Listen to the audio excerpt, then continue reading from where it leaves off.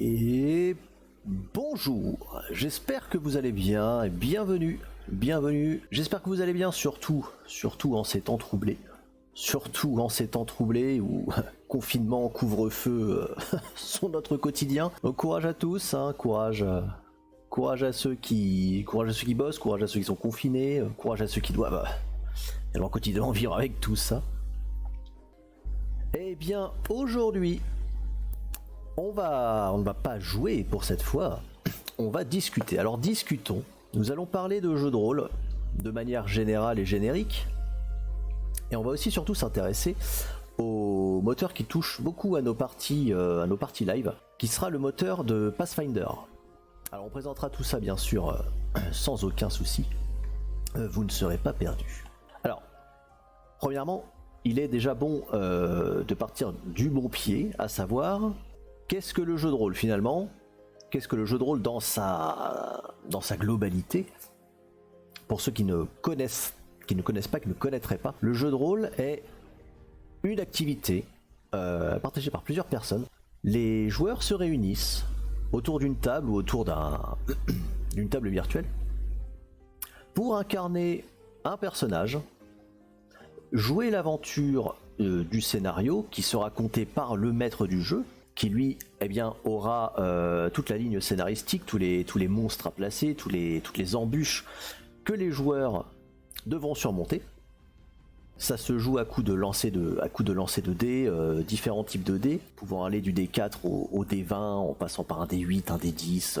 Pour ceux qui ne connaissent pas le dé que je viens d'expliquer, le D4, D8, c'est un type de dé qui correspond à un dé à 4 faces, un dé à 8 faces, 20 faces, tout simplement comme le dé cubique que tout le monde a l'habitude de voir, avec qui tout le monde a dû jouer au moins une fois dans sa vie.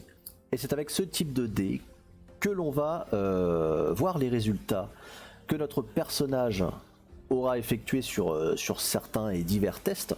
Par exemple, quand le maître du jeu va dire écoute, fais-moi un test de force par exemple, le joueur va se référer à sa fiche de personnage et lancer le dé qui correspond à cette statistique. Il compare ensuite le résultat par rapport à la valeur qu'il va falloir dépasser, selon que ce soit un échec ou une réussite. Alors, pour notre part, on joue sur une table virtuelle, sur une page internet qui s'appelle Roll20. Ça peut sûrement parler à plusieurs personnes. C'est une table virtuelle, donc on va créer la carte, on va l'importer, ça dépend. Là-dessus, on va poser nos personnages, nos obstacles, et tout se jouera en ligne. Donc, pour le coup, pas besoin de réunir des gens autour de la même table physiquement. C'est bien plus pratique, même si c'est un petit peu moins convivial. Bon, c'est sûr que sur Roll20, on peut difficilement apporter des pizzas et des boissons. Mais ça reste quand même très pratique. Donc nous, on joue majoritairement lors de nos lives sur Roll20. Alors il existe aussi toute une flopée d'autres applications qui font aussi grosso modo la même chose, que ce soit de manière plus complète. Savoir que Roll20 est complètement gratuit avec un petit système d'abonnement qui permet des ajouts, des petits suppléments. D'autres sont complètement gratuits et d'autres sont payants. Donc là-dessus chacun est juge un petit peu de la qualité de l'application qu'il préfère bien sûr. Et nous allons donc nous intéresser à Roll20 sur le moteur Pathfinder. Donc on va tout de suite aller voir ce qui se fait de ce côté-là. J'ai donc préparé une fiche de personnage déjà faite. Ce sera la fiche de ma sorcière que je joue sur la campagne du règne de l'hiver, qu'on a déjà un peu plus abordé sur la chaîne. Voilà, donc là pour l'instant on est sur les infos et la bio comme on peut le voir du personnage. Donc c'est là qu'on décrit un petit peu tout le background du personnage, toute son histoire, comment il en est arrivé là. Ça permet de donner un petit peu plus de personnalisation et de personnalité au personnage qu'on va incarner. Nous avons ensuite la page principale qui regroupera toutes les caractéristiques, les classes, les attaques, les compétences, absolument tout. Et comme nous sommes sur Pathfinder, qui est donc le moteur sur lequel se base, ce sera Donjons et Dragons. Donc ça, je pense que tout le monde en a au moins entendu parler une fois dans sa vie. Le grand Donjons et Dragons, l'ancêtre Donjons et Dragons. Pathfinder, lui, pour sa part, se base sur Donjons et Dragons, mais sur la version 3.5 de ce jeu de rôle. Pour Pathfinder, on a, comme tous les jeux de rôle, des bouquins, des manuels. Il y en a pas mal, ça fait pas mal de lectures. Notamment le manuel des joueurs, qui est une véritable encyclopédie, avec bien sûr accompagné de son guide du maître.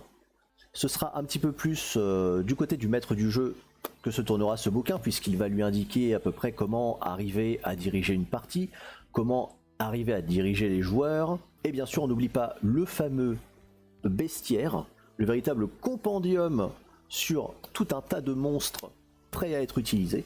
Et nous, pour l'instant, ce qui va nous intéresser, c'est notre fiche personnage, pour que ceux qui ne connaissent pas, ou ceux qui connaissent le jeu de rôle mais pas forcément Pathfinder, puissent s'y repérer, se retrouver dans nos parties live, plutôt que d'observer, de se dire je ne comprends absolument rien de ce qui se passe, mais ça a l'air marrant. Alors la première chose à voir, ce sera l'onglet principal. Dans cet onglet, on aura toutes nos caractéristiques, donc notre personnage. Une fois qu'on a décidé de quel personnage créer, puisque dans un jeu de rôle on est incroyablement libre de faire un peu ce qu'on veut. Est-ce que je vais préférer incarner un personnage qui aura une large épée à deux mains et qui sera prêt à tailler des bons gros steaks dans les adversaires? Ou est-ce qu'à contrario, je préférerais me diriger vers un personnage un peu plus subtil, un peu plus discret, qui lui aimerait mettre des petits coups de couteau comme ça par derrière dans les côtes de ses ennemis? Ou est-ce que je vais plutôt me diriger vers un personnage un peu plus atypique qui va lancer des sorts, qui préférera jeter d'énormes boules de feu et des vagues de flammes sur les ennemis, ou alors plutôt les geler, les électrocuter? Enfin, on a vraiment tout un panel de classes, vraiment toutes plus différentes les unes que les autres. Et comme ça se base sur Donjons et Dragons, on retrouve les classes de base de Donjons et Dragons, mais aussi des classes un peu plus propres à Pathfinder. On a aussi des classes hybrides qui vont mélanger deux classes de base pour en faire une propre. Et on a aussi des classes de prestige qui, elles, se débloqueront, entre guillemets, lorsque notre personnage principal aura atteint une certaine valeur de caractéristiques, de compétences, de sorts. Mais nous allons voir tout ça un petit peu plus tard. Donc une fois que j'ai une idée globale de mon personnage, là, en l'occurrence, je veux créer un lanceur de sorts. Donc je me suis dit, je regarde un petit peu les classes. Un lanceur de sorts, oui, mais lequel? Il y en a plusieurs. Un magicien, ça me tentait moyen. Je me suis dit, le magicien reste quand même un peu trop classique. Enfin, un peu trop classique. Pour moi, ça reste basique. C'est un pur lanceur de sorts. On a les éléments, on a les écoles de magie. Il y a des subtilités aussi, bien sûr, ce qui rend la classe très intéressante. Mais j'ai préféré me diriger vers autre chose. On peut avoir un ensorceleur. Un ensorceleur, tout comme un magicien, c'est un lanceur de sorts. Il a d'autres avantages, il a aussi d'autres inconvénients. Il peut connaître et apprendre peut-être un peu moins de sorts, mais il est peut-être un peu plus versatile. Moi, pour ma part, je me suis dirigé vers une sorcière. Parce qu'en lisant un petit peu les capacités de ce qu'on pouvait faire avec une sorcière, je me suis dit, là, ça peut être intéressant. Ça peut être très très intéressant parce que la sorcière a déjà accès à un large panel de sorts, puisqu'elle peut en apprendre énormément, mais elle a surtout accès à des maléfices typiques d'une sorcière. Les maléfices de la sorcière, donc, permettent un petit peu plus de fun, je trouve, dans les parties. Que ce soit un mauvais œil pour attirer, dégrader un petit peu son adversaire, l'affubler de malchance, jusqu'à même faire pousser ses cheveux de plusieurs mètres. C'est vraiment très amusant, c'est vraiment le gameplay qui m'a parlé. Je me suis dirigé vers une sorcière. Bon, très bien, j'ai ma classe. Mais maintenant, qu'est-ce que je vais en faire? Il est temps de distribuer les caractéristiques. Alors dans Pathfinder, on a plusieurs méthodes de distribution de caractéristiques. On a la méthode la plus classique, on dispose d'un certain nombre de points à dépenser et à allouer dans les statistiques, sachant que plus on va investir de points dans une statistique, plus ça coûtera cher. C'est la méthode qui fonctionne le mieux, puisque c'est la méthode qui permet vraiment d'optimiser son personnage. On a autrement la méthode un peu plus aléatoire, mais relativement amusante, qui se joue au lancer de dés. On va lancer 4 d6, donc 4 dés à 6 faces, retirer le résultat le plus faible, donc il nous restera 3 dés. On additionne ces 3 valeurs, ça nous donne un chiffre. On relance encore une fois jusqu'à obtenir 6 chiffres. Et une fois qu'on a ces chiffres, on va se dire, tiens, j'ai obtenu un 17 sur un de mes lancers, c'est une bonne valeur, je vais essayer de la mettre dans une statistique principale, une statistique qui m'intéresse. Alors oui, l'histoire c'est amusant, c'est grosso modo amusant, faut avoir de la chance au dé, bien sûr. Personnellement, énormément de mes joueurs adore jouer de cette façon, et parfois on se retrouve vraiment avec des personnages, alors soit incroyablement bons, puisque toutes les statistiques sont au-dessus de 14, autant on peut se retrouver avec un personnage quasiment inutilisable, quand on a quasiment 5 stats dans le négatif. Bon, là, après on a envie de dire, ma pauvre Lucette, c'est le jeu. Donc là, pour cette partie-là, on est sur des statistiques distribuées. Donc on a investi des points dans les caractéristiques qui nous intéressaient le plus. En l'occurrence, pour moi, c'est de l'intelligence. C'est pour ça que c'est la valeur la plus élevée. A contrario, la force et le charisme me servent pas du tout. Donc c'est les stats les plus faibles. On va déjà énumérer un petit peu les statistiques pour savoir ce qu'elles font, puisque on va pas investir des points au hasard. Donc en premier lieu, nous avons la force, représentée par le premier onglet. La force, comme vous vous en doutez, c'est la statistique qui va permettre de taper plus fort, de pouvoir faire usage de son corps à corps, de sa masse musculaire. Donc vraiment très utile pour des persos axés purement bourrins corps à corps. La dextérité, elle, eh bien, la force c'est bien, ça permet de faire des gros dégâts, mais la dextérité, elle permet de toucher l'adversaire. Donc c'est bien beau de mettre 30 points de dégâts si derrière il n'y a aucune attaque qui touche. La dextérité donc va nous permettre d'être beaucoup plus habile, beaucoup plus agile et précis, et elle va aussi nous permettre d'esquiver des attaques en augmentant notre classe armure, ça on y reviendra. La constitution, le troisième, la constitution va être vraiment la vitalité et la structure de notre personnage. Ça va altérer ses points de vie, ça va altérer sa vigueur, donc ça va le rendre un petit peu plus mastoc. L'intelligence, bon, typique de plusieurs lanceurs de sorts qui vont se baser là-dessus. Bien sûr, l'intelligence représente toute la connaissance du personnage, son intelligence, tout simplement. La sagesse, ici, la sagesse fonctionne aussi principalement pour des lanceurs de sorts.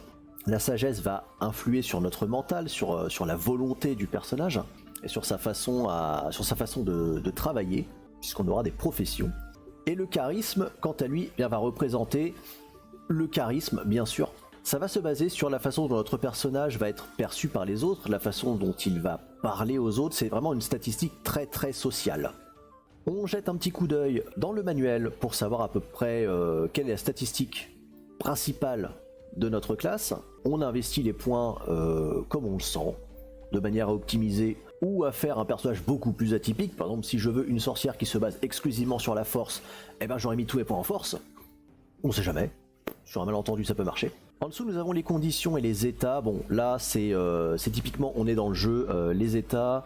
Si notre personnage se fait aveugler, si notre personnage a peur, s'il est agrippé, s'il est étourdi, tout ça, toutes ces conditions vont affecter directement, pour la plupart, les statistiques de notre personnage, quitte à même ne plus le faire agir du tout. Bon, les PV actuels, les PV max, voilà, c'est les points de vie de notre personnage. Lorsque les points de vie tombent à 0, le personnage n'est pas mort, mais le personnage peut devenir agonisant. Et un personnage agonisant, c'est un personnage qui se retrouve à terre, ses actions seront incroyablement limitées, et il va perdre des PV chaque tour, à moins de réussir des jets de vigueur. Et lorsque ces PV, dans le négatif, atteignent sa valeur de constitution, à ce moment-là, le personnage meurt. C'est terminé. Alors c'est terminé, sauf exception. Il y a bien des sorts de très haut niveau et incroyablement chers qui permettent de ramener un personnage à la vie. Ensuite, on a l'initiative, le déplacement. L'initiative dépend directement de la valeur de dextérité de notre personnage et va nous permettre d'avoir une chance d'agir beaucoup plus tôt dans le combat. De commencer le combat en étant par exemple premier à agir ou deuxième ou tout dernier si vraiment la dextérité ou enfin l'initiative est bidon. Enfin, les points d'expérience, bon, à vous vous en doutez. Arrivé à un certain seuil d'expérience, le personnage prend un niveau, il devient un peu plus fort, il a des points supplémentaires. Pour ce qui est des points de prestige, de célébrité et de points héroïques, dans nos parties pour le moment on ne s'en occupe absolument pas, ça fait partie des extensions de règles, c'est en gros, voilà, c'est la renommée de notre personnage. Et nous avons donc ensuite l'onglet de classe. Donc c'est là, voilà, que je mets ma sorcière, j'indique sa classe. Dans le manuel, je me réfère à ces statistiques de BAB, de vigueur, de réflexe. Je vous explique tout ça, pas de panique. Donc là, ma sorcière est de niveau 3. Je regarde donc dans le manuel par rapport à ses PV. Ses PV de base sont de 6. Donc dans PV, j'indique 6. Elle commencera avec 6 PV. Les PV CP, CP correspondant à classe de prédilection. Donc étant donné que c'est la toute première classe avec laquelle je commence, sorcière sera ma classe de prédilection. Donc à chaque fois que je vais gagner un PV, que je vais gagner un niveau, à chaque fois que je vais gagner un niveau dans ma classe de sorcière, je vais pouvoir améliorer ses points de vie et donc les faire augmenter. Donc c'est pour ça que là j'ai 6 PV puisque c'est ma valeur de base, elle ne changera pas, mais que j'ai 13 PV supplémentaires grâce à ma classe de prédilection. Le BAB est le bonus de base à l'attaque, aussi appelé BBA, donc bonus à l'attaque de base. Cette statistique augmente selon les personnages tous les niveaux, tous les 2 niveaux, tous les 3 niveaux, ça dépend. Et elle va venir influer directement sur l'attaque du personnage. C'est pour ça que bien que niveau 3, je n'ai qu'un seul point de BAB, puisque ma sorcière n'est pas vouée à attaquer. Comment est-ce qu'on joue l'augmentation de PV? Alors chez nous, je t'avouerai qu'on a essayé 2-3 manières de faire. La première, c'est j'ai 6 PV de base, donc j'ai un D6 de PV. Donc de base j'ai 6 PV. Lorsque je gagne un niveau, dans ma classe de prédilection, je lance mon dé de PV, donc un D6. Le résultat, je l'ajoute dans PVCP. Par exemple, si je fais un 6, eh bien dans PVCP, je gagnerai 6 PV supplémentaires. Et étant donné que j'ai monté ma classe de prédilection d'un niveau, j'ajouterai un point de vie supplémentaire par niveau. On a aussi sinon une autre méthode, un peu moins aléatoire, puisque si j'ai 6 PV de base, donc un des 6 PV de base, en gagnant un niveau, je gagnerai le maximum en PVCP, c'est-à-dire plus 6. Si j'avais un des 8 de PV, je gagnerais 8 PV en supplément, plus le point de vie de ma classe de prédilection. Pour la campagne du règne de l'hiver, nous on joue avec le lancer de dés. Donc là, je gagne un niveau, je lance mon dé de PV et j'ajoute le résultat à mes PV CP. J'espère que c'est relativement clair ce que je dis. Compétences par niveau, alors ça on a un petit onglet compétences, donc on va passer dessus un petit peu plus tard, mais tous les niveaux, notre personnage va gagner des points de compétences qui lui permettront de se développer. Donc les compétences par niveau vont permettre de développer notre personnage au fur et à mesure qu'il progresse. Les compétences CP fonctionnent à peu près de la même façon que les PVCP, à ceci près qu'à chaque fois qu'on gagne un niveau, on peut investir un point dans les compétences. C'est-à-dire qu'on peut gagner un rang de compétences supplémentaires. La vigueur, réflexe et volonté seront 3 statistiques qui seront des jets de sauvegarde. Lorsque je subis une attaque, lorsque je suis victime d'un sort ou quoi que ce soit, même d'un environnement, le maître du jeu pourra me demander d'effectuer un jet de sauvegarde. Par exemple, j'ai déclenché un piège, on va me demander un jet de réflexe pour peut-être éviter les dégâts, éviter le piège ou même ne subir que la moitié. Dans l'onglet classe, toujours un peu plus bas, donc on retrouve les capacités spéciales. Ça va être toujours noté dans le livre de règles, dans la classe de personnage. C'est tout ce qui concerne les aptitudes inhérentes au personnage. Par exemple, ma sorcière a un familier, donc j'ai noté le familier de la sorcière. On a aussi des petites descriptions. Mes maléfices. Ensuite, j'avais noté mes autres maléfices. Les protecteurs de la sorcière qui vont lui donner à certains niveaux des sorts supplémentaires. Donc c'est tout un tas de panels qui seront vraiment uniquement sur la classe du personnage, alors que les sorts proviennent de toutes les sources. Ensuite, qu'avons-nous? Nous avons l'onglet de défense. Dans l'onglet défense, comme son nom l'indique, ce sera la défense de notre personnage qui sera symbolisée par sa classe armure, ou abrégée CA. La classe armure sera une valeur que lors d'une attaque il faudra dépasser, c'est-à-dire que à chaque fois que l'ennemi ou que les personnages attaquent, on va lancer un D20, sachant que la grande majorité de Pathfinder se basera principalement sur du D20. Tout ce qui va être compétences, attaque, on va lancer un D20, on ajoute des modificateurs et ça donne un résultat. Donc la classe armure, donc par exemple la mienne est de 13. Ça veut dire que lorsque je me fais attaquer, l'ennemi va lancer un D20 pour son attaque et va devoir surpasser ma classe armure pour pouvoir me toucher et m'infliger des dégâts. Alors j'ai parlé de modificateurs, on va les retrouver dans Principal. Lorsque l'on crée et que l'on distribue nos statistiques, ça va, comme vous voyez dans Mode, qui est le modificateur, va venir changer et bousculer un petit peu les modificateurs. Alors les modificateurs, qu'est-ce que c'est puisqu'on a déjà des valeurs finalement? Eh bien les modificateurs, lorsqu'on a une valeur dans la statistique de base, par défaut, elle est à 10. Et vous voyez que lorsque elle est à 10, là je viens de changer, le modificateur est à 0. Ça veut dire que je n'ai ni bonus ni malus dans cette caractéristique. Par contre, si j'augmente de 1, il ne se passe rien. Mais si j'augmente de 2, là ça change. Et tous les deux niveaux de caractéristiques, on va gagner 1 point dans le modificateur. Par contre, lorsqu'on redescend en dessous de 10, donc là, dès le chiffre 9, on est à -1. Et à partir de là, c'est pareil, tous les deux niveaux, notre malus descend de 1. Donc si je vais à 8, je serai toujours à 1, mais si je descends à 7, j'arrive à -2. Donc là, pour l'exemple pur de ma fiche, 9 de force me donne un malus de -1 sur la force et toutes les caractéristiques de force qui seront liées. 13 en dextérité me donne un bonus de +2 sur toute la dextérité et tous les jets de dextérité que j'effectuerai. 14, donc +1 pour la constitution, mais parce que j'ai un malus de -2, que l'on voit ici, donc ma statistique brute est à 12, comme elle est à 15 pour la dextérité. J'ai 19 d'intelligence, mais j'ai un bonus de +2 dans les améliorations, ainsi qu'un autre bonus de +2, ce qui m'amène à 23, donc un bonus de +6 sur mon intelligence et tous les jets qui seront liés, etc. pour les statistiques. Donc bien sûr, si vous avez des questions sur toutes les statistiques, les modificateurs, parce que ça fait beaucoup d'informations, ça peut ne pas être très intuitif comme ça, mais le modificateur aura une énorme place dans Pathfinder et sur tous les jets que vous effectuerez. Donc dans l'onglet de défense, disais-je, lorsqu'un personnage attaque, il lance un dé 20, il ajoute son modificateur, et s'il fait plus que 13, il va me toucher et pouvoir m'infliger des dégâts. Le contact, donc là on est toujours dans la classe armure, le contact va être une classe armure un petit peu plus spécifique, puisqu'elle ne va pas prendre en compte certaines valeurs de défense pour infliger des dégâts directement au corps de notre personnage. C'est-à-dire qu'une attaque à l'épée peut se faire stopper par un bouclier, peut se faire stopper par l'armure, alors que au contact, je suis victime directement de cette attaque. Par exemple, ce sera surtout sur les sorts, sur les sortilèges. C'est-à-dire que lorsqu'un sortilège, par exemple je prends flèche acide, qui est un petit sort de niveau 0, c'est précisé sur le sort au contact. Donc là on ne va pas se référer sur le jet d'attaque à la classe armure, mais à la classe armure de contact. Étant donné qu'elle est plus basse, c'est beaucoup plus facile de toucher quelqu'un au contact que sur sa CA brute, puisqu'on le cible directement, lui et pas son armure.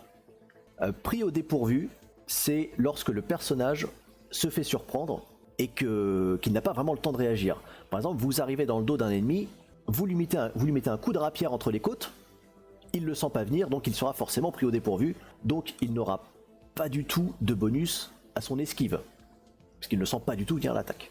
Donc ça c'est tout un petit système qui sera de toute manière rythmé par le maître du jeu. Là vous en avez un aperçu un peu condensé, mais ce sera rythmé par le maître du jeu qui lui va vraiment rythmer la partie et dire voilà, là tu vas me faire une attaque de contact, là ton ennemi est pris au dépourvu, etc. Et comme le maître du jeu aura bien sûr la fiche de ses ennemis sous les yeux, il saura immédiatement si l'attaque a porté ou non. Donc nous avons bien sûr l'immanquable résistance, donc que ce soit la résistance aux dégâts, symbolisée par le RD, les résistances dans l'ensemble, donc par exemple moi mon personnage a une résistance aux enchantements, puisqu'il est un elfe, il a une immunité au sommeil magique, attention, ça ne l'empêche pas de dormir, il ne passe pas ses nuits à faire des nuits blanches, mais immunisé au sommeil magique, et on voit que pour l'instant il n'a aucune faiblesse. La RM, elle, va symboliser la résistance magique. Ça va être un petit peu à plus haut niveau. La pénalité d'armure au test, on va y venir un petit peu après. Et comme je vous ai parlé des jets de sauvegarde un peu plus tôt, on les retrouve ici, vigueur, réflexe et volonté, donc qui dépendront directement de nos caractéristiques. Par exemple, on voit que la vigueur va se jouer sur la constitution. Donc j'ai un bonus de +3, si on regarde, là on a un modificateur de +1, donc on a déjà +1 de base. Quand on va dans classe, on voit j'ai aussi un point de base dedans, puisque c'est indiqué sur ma fiche de personnage, donc ce qui m'amène à 2. Et ensuite j'aurai un point dans ma résistance en bonus, puisque je ne sais plus du tout, je l'ai glané, ça doit être peut-être sur un de mes équipements ou je ne sais pas, mais ce qui m'amène à 3. Donc lorsque je devrais effectuer un jet de vigueur, comme la grande majorité des tests, je vais lancer un dé 20, j'y ajoute mon modificateur, donc +3, ce qui me donne un résultat que le maître du jeu devra comparer avec son seuil de difficulté. Pareil pour les réflexes, qui seront basés aussi sur la dextérité, et la volonté, donc qui sera basée sur la sagesse. En dessous, nous avons les armures, les boucliers portés. Donc là, pour ma part, mon personnage ne porte pas de bouclier, pour l'instant, mais il porte un aramaki. L'aramaki qui est une espèce de grosse ceinture en tissu. Donc on voit que ça m'apporte un bonus à ma classe armure. Un point de bonus à ma classe armure. Donc on va retrouver directement dans la CA. On retrouve ici d'ailleurs dans armure. La Dex Max.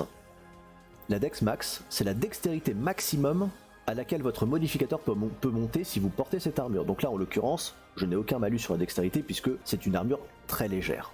En revanche, si j'avais porté une grosse armure de plaque, il est possible que ma dextérité maximum ne soit qu'à plus 2. Donc si j'ai un modificateur de 4 en dextérité, ma dextérité en portant cette plaque d'armure ne pourra jamais monter au-delà de 2. L'APA représente la pénalité d'armure qu'on évoquera un petit peu plus tard sur les tests de compétences, mais grosso modo, plus notre armure est lourde, plus nos mouvements sont encombrés, donc plus on aura de mal à être agile. L'échec des sorts, de la même façon que notre personnage a du mal à se mouvoir avec une grosse armure, il aura du mal aussi à bouger pour lancer des sorts. Donc c'est pour ça que là on a un pourcentage qui donnera le résultat si notre sort a échoué ou non parce qu'on porte une grosse armure. Ensuite, en bas, on retrouve des notes, bon, très pratique pour les joueurs pour s'y retrouver. Et donc, juste à côté, le type, que ce soit léger, intermédiaire ou lourd, donc c'est ça qui va vraiment influencer sur la dextérité maximum, la pénalité d'armure et l'échec. Et là, on retrouve un onglet de formation, comme disait justement Elistor. La formation, donc ça c'est noté sur la fiche de personnage, si notre personnage est formé à un certain type d'armure ou d'arme. Donc comme mon personnage est formé aux armures légères, j'ai coché formation oui. S'il n'était pas formé à ce type d'équipement, je cocherai non, et si j'en porte, cela m'infligera des malus. D'où l'intérêt de toujours arriver à porter quelque chose sur lequel on est formé. Forcément, si ma sorcière n'a pas l'habitude de porter de grosses armures de plaque, si je lui en mets une, elle sera complètement déstabilisée. Elle pourra plus bouger les bras, elle aura du mal à se déplacer, donc ça impactera directement le gameplay de porter une armure avec laquelle on n'est pas formé. Pareil pour les armes. Les armes d'ailleurs, on y vient. Nous avons donc 3 statistiques pour les attaques. Mêlée, distance et BMO. Alors, mêlée et distance, je pense que ça parle à peu près à tout le monde. Lors d'une attaque en mêlée, j'utiliserai un certain bonus qui sera basé sur ma force. Lors d'une attaque à distance, j'utiliserai plutôt ma dextérité. Et le BMO, alors le BMO, qu'est-ce que c'est?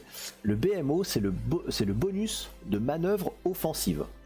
Donc c'est bien beau d'attaquer, c'est bien beau de tirer à l'arc, à l'arbalète ou à l'épée bâtarde, mais si je veux faire un croche-pied à mon adversaire, si je veux le bousculer, si je veux le renverser, si je veux le faire tomber par terre ou même le désarmer, il va me falloir un test. Et c'est là qu'intervient le BMO. De la même façon que tous les autres tests, on va lancer un dé 20, ajouter notre modificateur et nos bonus ou malus, et comparer le résultat. Pour ce qui est du BMO, donc, admettons que je veuille désarmer mon adversaire. Donc je m'approche de lui, j'essaie de le désarmer, je fais un test, si ça marche, il est désarmé, sinon, c'est moi qui suis dans le caca. Mais pour ça, c'est bien beau de faire un test, mais un test contre quoi? Eh bien un test contre le DMD qu'on retrouve dans l'onglet de défense. Le DMD qui est le degré de manœuvre défensive. Donc qui sera directement opposé au bonus de manœuvre offensive de mon adversaire. Donc admettons, j'ai mon BMO, un des 20, plus 7. Alors là, pour le coup, pour ceux qui se poseraient des questions, il est en intelligence parce que sur une seule et unique de mes capacités, j'utilise mon bonus d'intelligence pour une certaine technique. Mais comme je n'utilise que ça, je serai en intelligence. Autrement, ce serait de la force.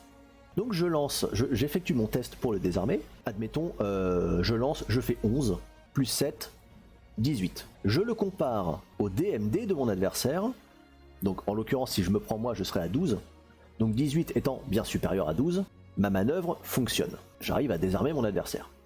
DMD PAD, c'est le DMD, mais pris au dépourvu. Évidemment, quelqu'un qui ne vous sent pas arriver sera beaucoup moins sur ses gardes et donc beaucoup plus facile à désarmer, à faire trébucher ou à bousculer.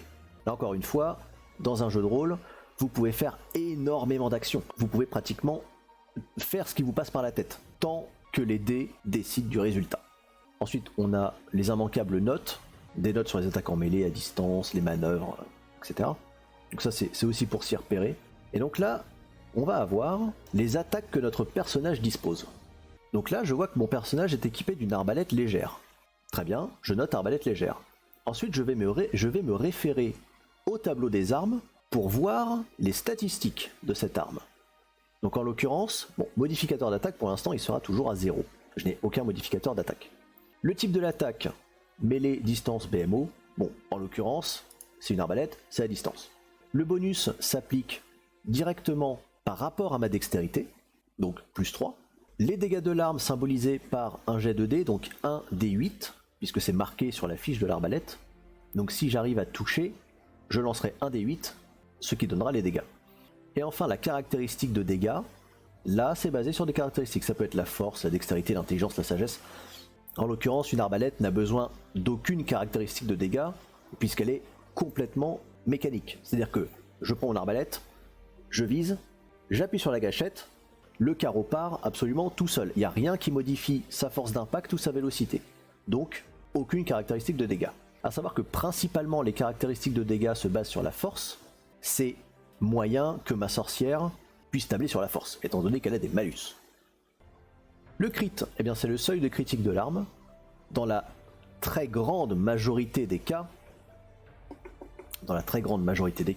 en lançant mon D20, et ce, peu importe le malus ou le bonus que j'aurai sur mes modificateurs, si le dé tombe sur la face 20, ce sera un coup critique, puisque c'est une réussite critique.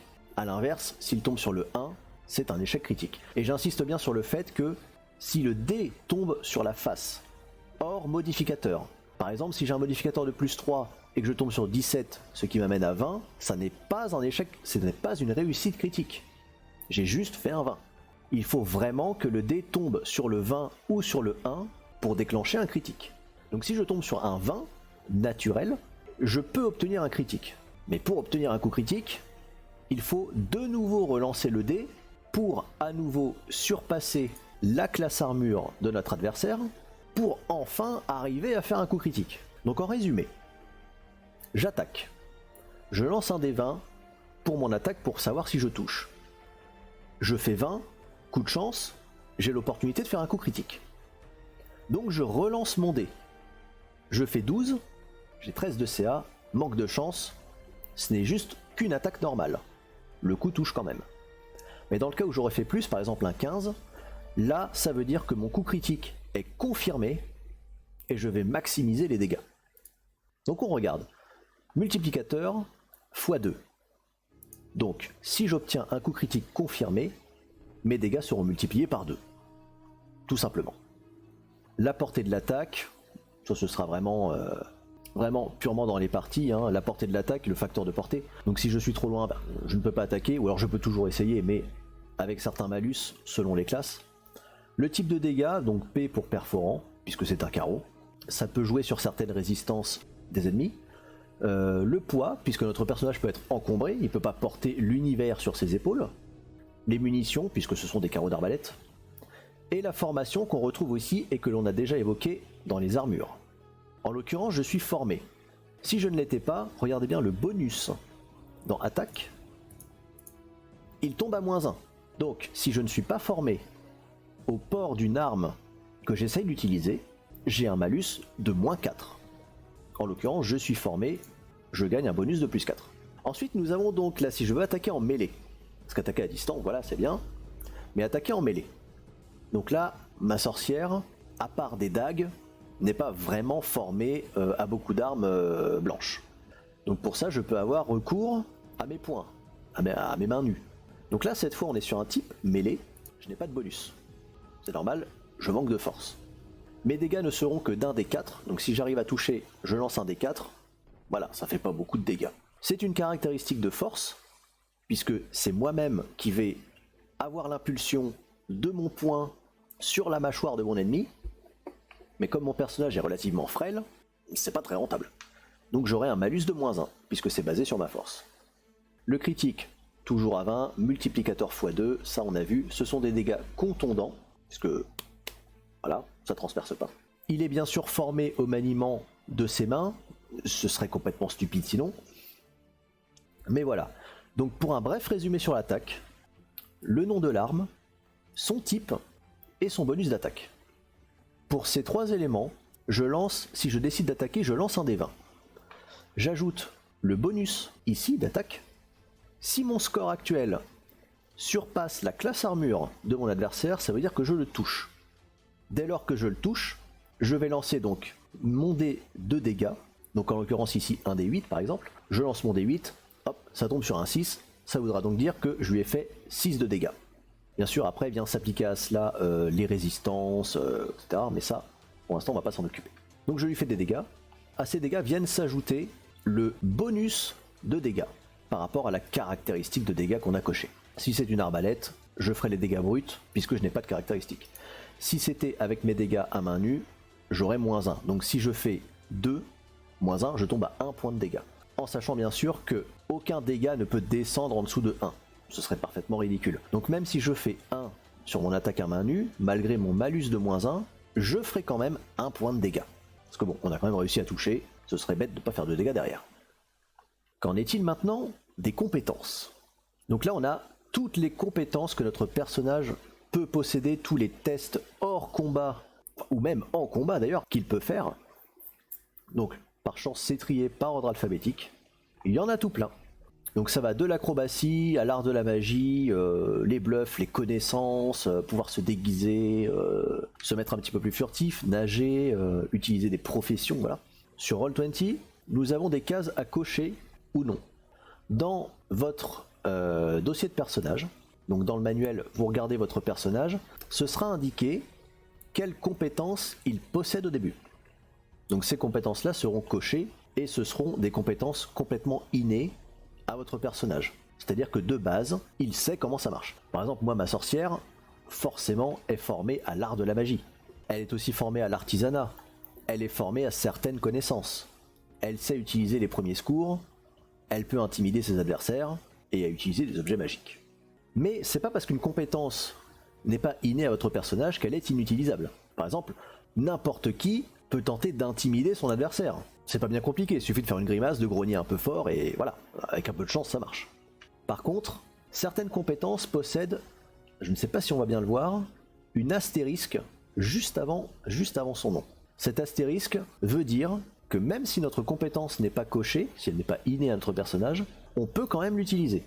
Ma sorcière n'est pas formée à l'escalade, pour autant, ça ne l'empêche pas d'essayer de gravir une pente. S'il y a une prise, on pose la main, on monte, voilà, c'est tout bête. Et d'autres compétences qui n'auront pas d'astérisque, comme par exemple ici le dressage. Ça, par contre, ça veut dire que tant que je n'aurai pas investi au moins un rang dans cette compétence, je ne saurais pas du tout comment ça marche, donc je ne pourrai pas m'en servir. Parce que, bien évidemment, si je m'approche d'un animal que je ne sais absolument pas comment ça marche, à part lui faire peur, j'arriverai pas à le dresser. Mais, si j'arrive à comprendre comment ça marche, et donc à investir un rang dedans, là, je pourrais l'utiliser. Les rangs de compétences, on le retrouve donc juste ici. Les rangs de compétences, donc, on le voyait dans les classes, dans les compétences par niveau. Là, on voit dans compétences par niveau que j'en ai 2. 2, ça veut dire que je vais pouvoir investir 2 rangs dans toutes mes compétences. Enfin, 2 rangs dans les compétences. Donc, admettons, je vais dans mes compétences, je décide de mettre un rang dans art de la magie, et mon deuxième rang, eh bien, je vais le mettre dans l'artisanat. Voilà. Mais la valeur de compétence par niveau sera directement liée à votre statistique d'intelligence. Donc c'est-à-dire que par niveau, je gagne 2 points de compétence, plus mon modificateur d'intelligence qui est de 6, donc je monte à 8. Donc à chaque fois que je gagne un niveau, automatiquement je gagne 8 points de compétence à répartir dans la totalité de mes compétences. Donc avec ces 8 points, je vais mettre un rang dans art de la magie, je vais en mettre un autre dans artisanat, je vais mettre dans les connaissances, peut-être l'intimidation, un premier secours, jusqu'à ce qu'on ait utilisé son pool de points. Donc là on voit que j'avais 26 points au total, il ne m'en reste plus puisque j'ai tout dépensé. Mais il faut savoir une chose aussi, un détail très très important, on ne peut jamais dépasser avec son rang de compétence le niveau de son propre personnage. Si mon personnage est niveau 3, je ne peux en aucun cas posséder 4 rangs dans une compétence. Son maximum sera de 3. C'est pour ça que là j'ai des compétences à 3 et pas au-dessus. Que dire d'autre par rapport aux compétences? On retrouve bien sûr les notes. Par exemple là je vois que j'ai +2 sur mes tests d'art de la magie pour identifier certaines propriétés. je gagne plus 2 en perception par rapport à un certain trait, plus 2 en escalade, etc., etc., qui seront beaucoup plus situationnels que les compétences de base. Ça, c'était pour les rangs de compétences. On voit que, à côté des compétences, on a une caractéristique. Donc parmi les 6 caractéristiques principales, chaque compétence en dépendra. Par exemple, l'acrobatie est basée sur la dextérité, l'art de la magie sur l'intelligence, que le bluff, c'est sur le charisme, que la perception, les premiers secours, les professions, c'est sur la sagesse. Et donc toutes ces compétences vont être modifiées par vos statistiques, qui est vraiment le noyau central de votre personnage. Pour faire un test de compétences, c'est toujours de la même manière. On lance un dé 20, donc un dé 20 faces, on regarde le résultat et on ajoute le modificateur de notre caractéristique. Là, si je veux effectuer un test, bon, admettons un truc pas trop pété, un test d'intimidation, je lance un dé 20, je tombe sur un 12, j'ajoute mon modificateur de charisme, plus le rang de ma compétence aussi bien sûr, ça me donne un 2. Donc 12 plus 2, 14. Chaque point investi dans les rangs vous donne un point en plus dans le modificateur de votre compétence. À ceci près que lorsque la compétence est cochée, et que l'on investit notre premier rang, on ne va pas gagner un point de compétence, mais un peu plus. Par exemple, alors, pour que ce soit plus parlant, je mets ma compétence bluff à 2, puisque tout à fait, je bluffe Martoni, donc je tente de bluffer Martoni, j'ai 0 en bluff. Si je veux investir un rang, je n'ai pas la compétence de cocher, donc elle n'est pas innée pour moi, j'investis un point, j'ai un modificateur de plus 1.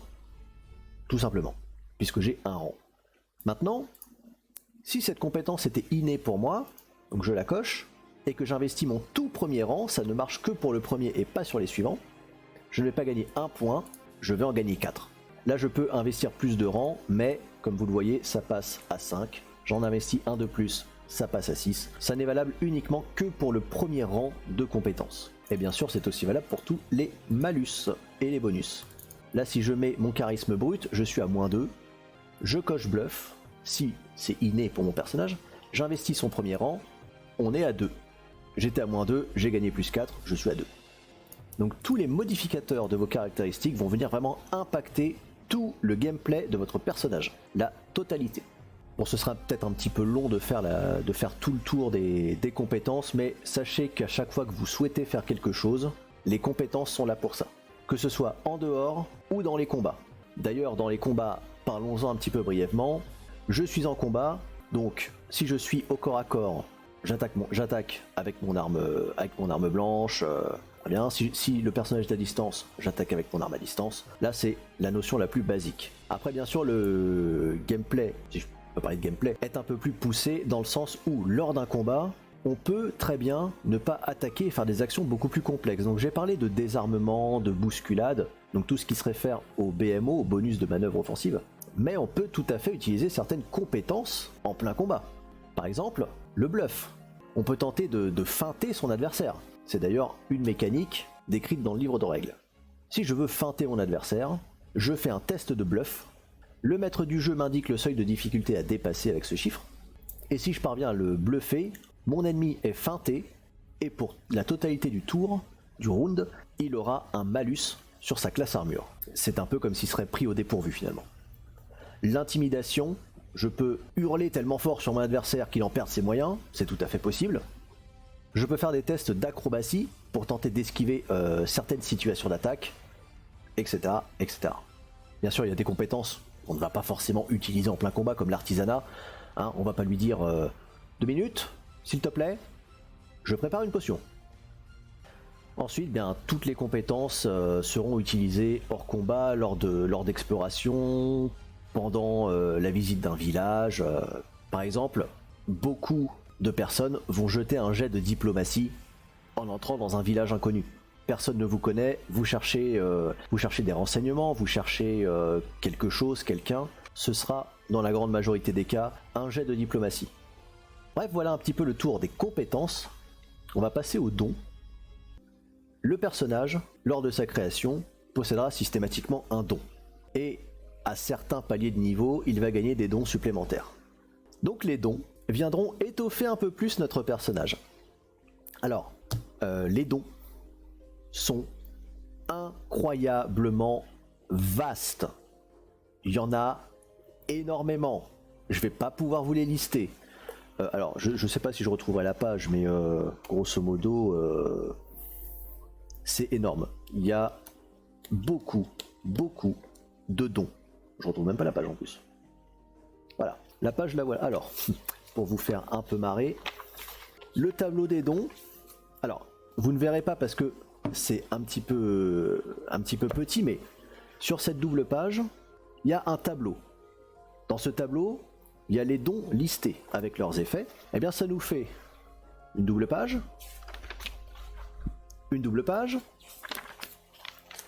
et après derrière, on a toutes les descriptions et leurs effets plus poussés. Mais vraiment, c'est écrit tout petit. Il y a vraiment matière à faire. Et en plus, attention, parce que tout ça là, tout ce qui est marqué, c'est les dons de base. Là, c'est le manuel de base. Il y a encore des extensions. Il y a le manuel des joueurs avancés, il y a l'art de la guerre, il y a l'art de la magie, il y a plein de trucs. Donc là, les dons, vous allez nager dedans. Alors là, il y a du choix. Il y a du choix. Mais grosso modo, quand on a une idée de notre personnage, on sait à peu près vers quel don se diriger. Par exemple, j'ai une sorcière. Bien entendu, je vais pas regarder la catégorie des dons de combat, des dons de guerrier. Un peu con, je vais plutôt me focaliser sur des dons de magie. Et donc, comme ma sorcière bénéficie de nombreux maléfices que j'adore beaucoup, j'ai décidé de prendre un don de maléfice supplémentaire. Donc ça me permet d'avoir un maléfice en plus. Voilà, c'est tout. Donc les dons en eux-mêmes sont relativement simples. Il y en a énormément, mais ils sont relativement simples. Tu peux tout à fait conseiller à un site pour les dons, j'en ai moi-même deux, peut-être que tu as les mêmes. Mais bien sûr. Donc toutes les informations que je vous donne, elles sont trouvables sur internet sur le wiki Pathfinder. En français aussi bien sûr. Faut savoir un peu ce qu'on cherche, mais le wiki. Voilà. Et l'histoire conseille aussi le wiki Pathfinder qui est incroyablement complet. On trouve la totalité des manuels de jeu sur le wiki Pathfinder. Donc au niveau des dons, voilà, j'ai aussi pris par exemple Vigilance, qui me permet un +2 sur tous mes tests de perception et de psychologie. Voilà. Donc ça vient un petit peu, comme je disais, étoffer le personnage et lui conférer des bonus. Alors les dons, là, on voit que j'en ai deux. Je n'ai pas de bonus racial, je n'ai pas de bonus de classe, je n'ai pas de bonus divers, donc j'aurai deux dons. Donc j'ai pris Maléfice bonus et Vigilance. Alors peut-être qu'il aurait été intelligent pour mon personnage de ne pas prendre Vigilance et de prendre un don qui améliore l'initiative. Parce que la sorcière, étant donné qu'elle possède de nombreux maléfices qui vont permettre d'incapaciter des ennemis, de leur conférer de nombreux malus, moi je n'ai que +2 en initiative. Encore une fois, le test d'initiative, je lance un D20, j'ajoute mon modificateur d'initiative, ça me donne un chiffre. Si l'ennemi fait plus, il agira avant moi. Si j'ai fait plus, ce sera moi en premier. Mais je pense qu'il eût été intelligent de me diriger plus vers de l'initiative que sur des tests de perception et de psychologie. Mais passons. Bon, tout ce qui est des dons, bon bah voilà, encore une fois il y en a beaucoup. Mais au moins, il y a tout ce qu'il faut. Donc bien sûr, sur les dons, on peut pas tout prendre. On peut pas se dire, tiens, je vois que celui-là me donne, il me donne un bonus de dextérité gratuit. Mais non, la plupart du temps c'est pas gratuit. La plupart du temps il faut un prérequis. Donc on a beaucoup de dons de base qui peuvent être pris dès le niveau 1, puisqu'ils n'ont pas spécialement de prérequis, mais pour les dons un peu plus grands, ça va peut-être demander d'obtenir un don précédent, d'avoir une certaine valeur dans une caractéristique, de posséder un certain BAB, un certain bonus d'attaque de base, pour pouvoir être utilisé. Qu'avons-nous ensuite ? Ensuite, nous avons l'inventaire.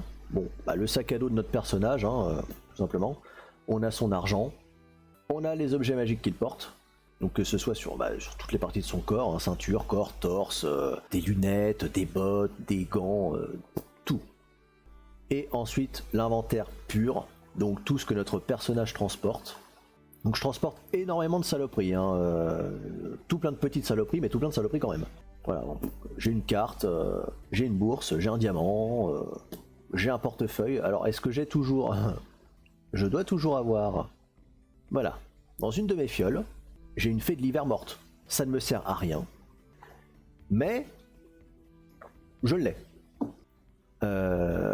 Voilà, oui, donc voilà, bon, l'inventaire, c'est le sac à dos du personnage, c'est tout ce qu'il va pouvoir transporter. Attention cependant, moi je transporte beaucoup de saloperies, mais je peux plus en transporter beaucoup plus, parce que là mon personnage commence à être un peu chargé. Et quand le personnage a une charge maximale, et quand cette charge maximale est atteinte, le personnage se déplacera beaucoup moins vite, et il sera impacté par des malus. Donc c'est là que certains personnages, certaines classes et races sont intéressantes, puisque par exemple le nain va être beaucoup moins facilement encombré que les autres classes. D'ailleurs l'encombrement se joue aussi sur la force. Plus votre personnage est fort et costaud, plus il pourra transporter de choses. Oui, par rapport aux richesses, un petit point. En PC nous avons les pièces de cuivre, les centimes. Hein. En PA les pièces d'argent, puis les pièces d'or, puis les pièces de platine. Donc ça, tout ça, ça fait marcher finalement la monnaie et l'économie du jeu, puisque donc on n'est pas sur simplement de la pièce d'or. On va pas se dire, on entre dans la taverne, je voudrais une chope de bière, ça fera un PO, voilà. Je voudrais cette arme, ça fera 4 PO, voilà. Là on a vraiment tout un système économique, donc basé sur des pièces de cuivre, puis d'argent, puis d'or, puis de platine. Donc là par exemple j'ai 440 pièces de cuivre, peut-être que je ferai un échange de monnaie pour me dire, tiens je t'échange 100 pièces de cuivre pour une pièce d'or. Après cela vient l'onglet des sorts. L'onglet de sorts, donc là, ça m'impacte directement puisque je suis un lanceur de sorts. Donc j'ai ma classe de sorcière. Le NLS correspond au niveau de lanceur de sorts, donc c'est le niveau de ma sorcière, donc 3. Si à un moment donné de la partie, je devrais effectuer des tests de NLS, je lance un des 20, j'ajoute mon niveau, donc 3, tout simplement. Le jet de concentration, quant à lui, si je lance un sort et que je me fais attaquer pendant ce temps-là, j'ai une chance de perdre mon sort. C'est-à-dire que ma concentration se brise et mon sort est perdu. Donc pour ça, si je me fais attaquer pendant la canalisation d'un sort, je devrais effectuer un test de concentration, un des 20, plus le modificateur, qui est à 9 puisqu'il est basé sur mon intelligence. Et ensuite nous avons donc les sorts par jour, les sorts connus, tout ce qui va nous intéresser pour les lanceurs de sorts. Puisque quand on va se référer donc à la fiche de notre personnage dans le manuel, ce sera indiqué combien de sorts par jour possède notre personnage, pour le niveau en cours, combien de sorts est-ce qu'il connaît, est-ce qu'on peut avoir droit à des sorts supplémentaires. Donc là en l'occurrence, on a 9 sorts, enfin 9 niveaux de sorts. Ça va du sort de niveau 0 au sort du 9e niveau. Les sorts de niveau 0 s'apparentent la plupart du temps à certains tours de magie, des petites choses utilitaires. Donc moi j'ai 4 sorts par jour, de niveau 0. Donc ça veut dire que chaque jour, dans l'heure du jeu bien sûr, pas par session mais vraiment dans l'heure du jeu, dans le timer du jeu, j'ai un certain quota de sorts par jour que je vais pouvoir dépenser avant de ne plus pouvoir les utiliser. Là, j'ai 4 sorts de niveau 0 par jour. Donc j'ai 2 sorts par jour, de niveau 1, plus 2, donc j'en ai 4, et c'est pareil pour le reste des sorts. Et une fois qu'on a nos quotas de sorts, on va pouvoir choisir les sorts.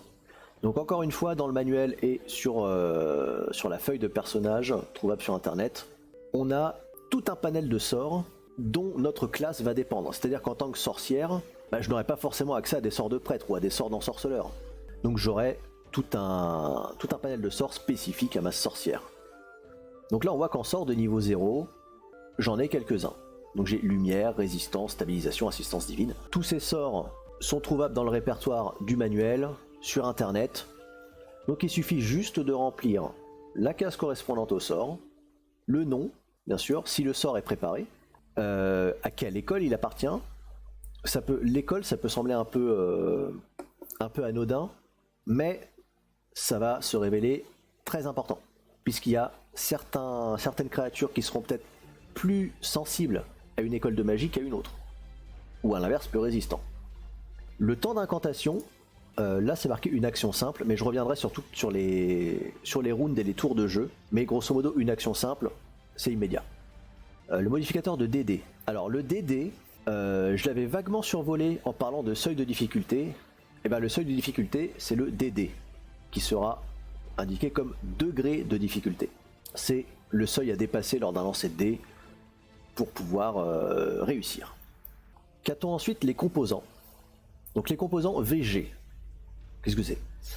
Alors V correspond à verbal, G pour gestuel. Ça veut dire que pour lancer ce sort, mon personnage devra bouger les bras, hein, gestuel, et verbal, pouvoir parler pour lancer le sort.